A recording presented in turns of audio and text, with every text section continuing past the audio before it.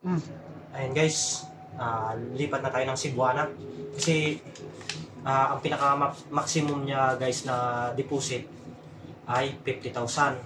So ang pinaka-lowest niya na deposit 100 pesos. Pag naabot niya ang maximum na 50,000 mga kalakwatsa, mag-upgrade siya. Bali, pag nag-upgrade siya, iti-text kayo ng Cebuana, magiging wala nang limit yung deposit nyo.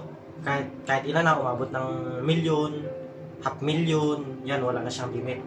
Pero kailangan magiging magkaroon siya ng maintaining balance na 1,000. Kasi itong ngayon, wala pa siyang maintaining balance. Ayan, zero maintaining balance siya mga kalakwatsa. Cebuana, pakita natin tayo ang card. Taran, 24K. Ayan lang guys. Thanks for watching.